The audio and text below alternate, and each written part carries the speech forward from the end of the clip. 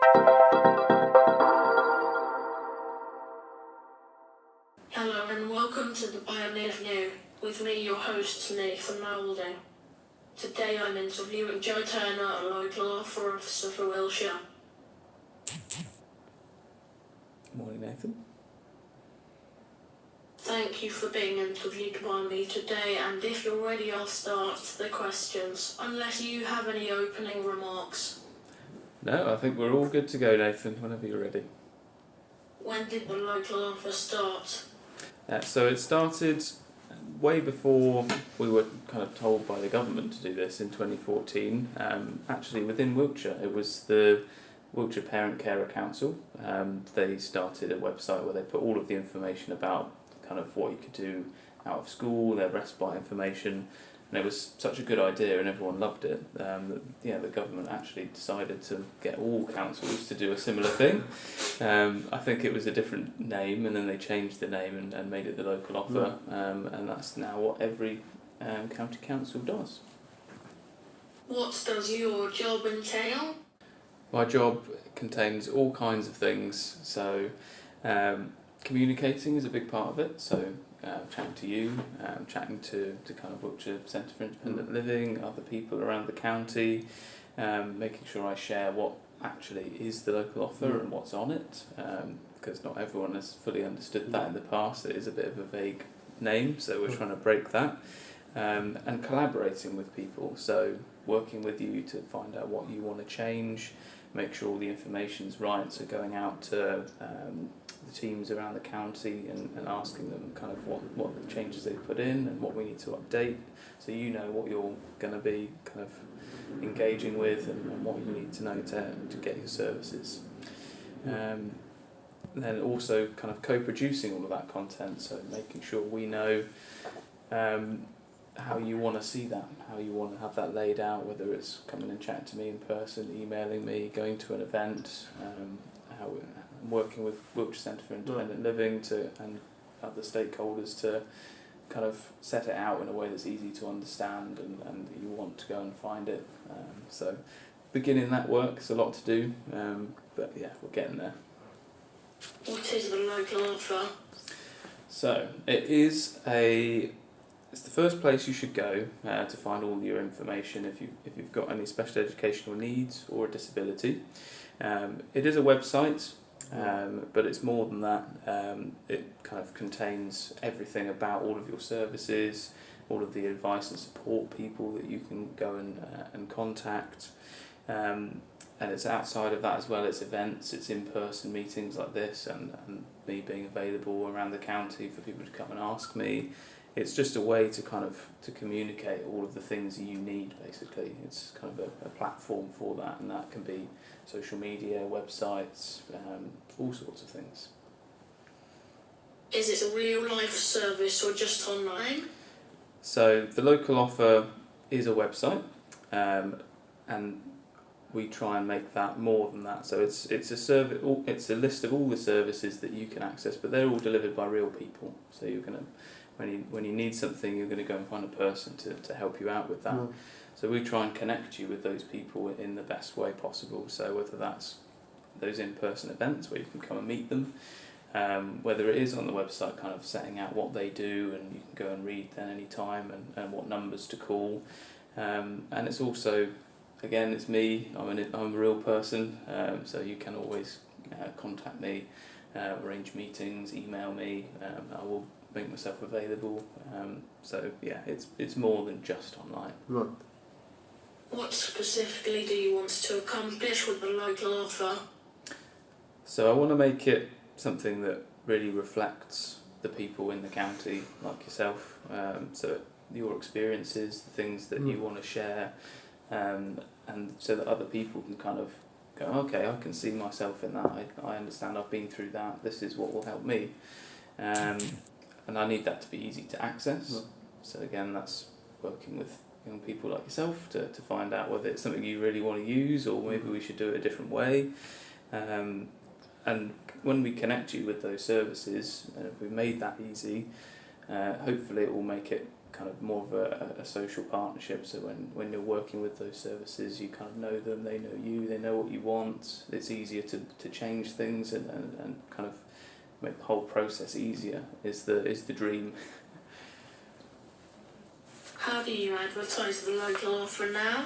So at the moment, we advertise it through the council's social media, which probably doesn't have the most followers in the world yet, but obviously that's something we'll look at, and we'll be setting up various things like a reference group to chat to young people and find out how you get your information and whether we should be doing things a bit differently.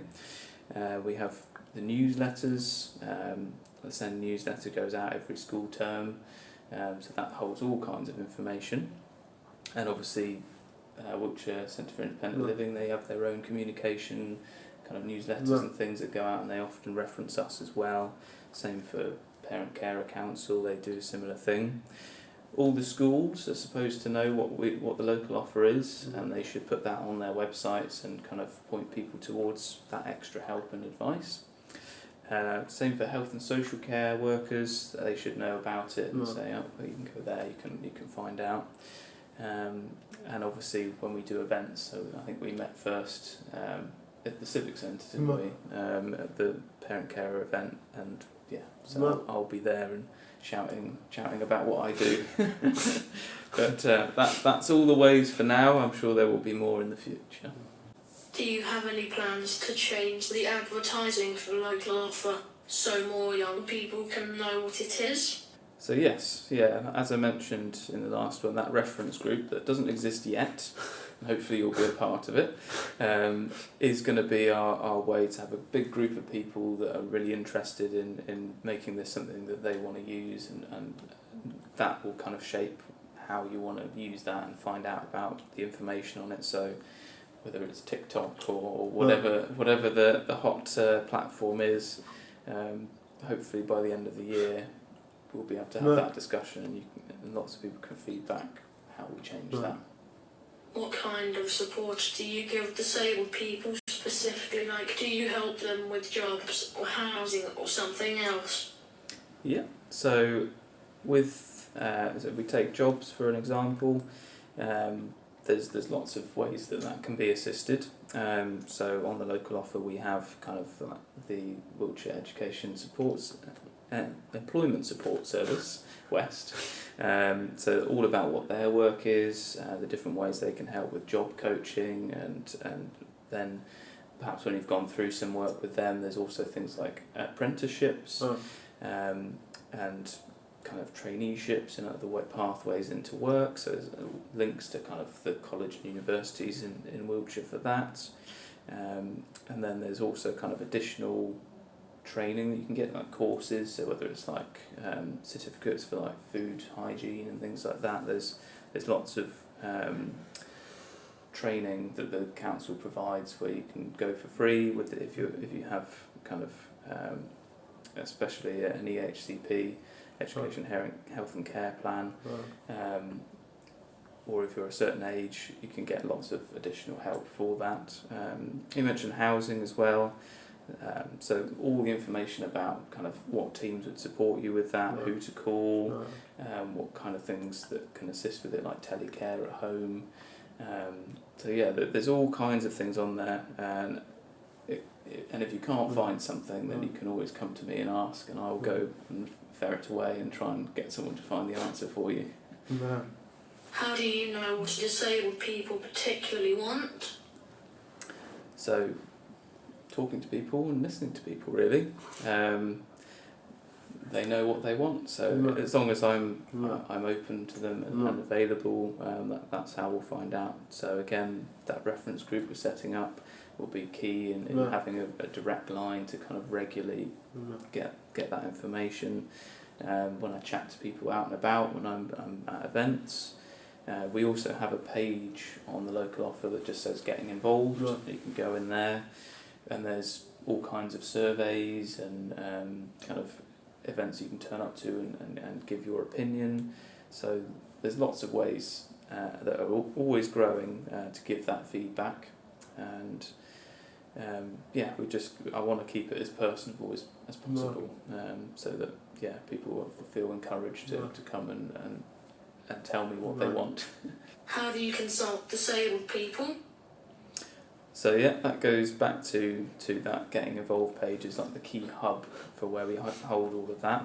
But part of that is working with organisations like the Centre for Independent Living, Parent Carers, Health Watch, all kinds of people that kind of work with you and have that discussion, and they know lots of people, so they kind of feed me that kind of condensed feedback from everyone, so that helps me kind of get a snapshot quite regularly. So a lot of my work is with the organisations, and which are great, and they make my life a lot easier than having to go out and try and find all these people, which we're going to start to do with our reference group, but they give me a good head start, and they're wonderful to work with. Thank you for your time and your answers today. I appreciate it greatly. Follow Wiltshire Seal's Pioneer View podcast for more information. In touch, email localoffer@wiltshire.gov.uk.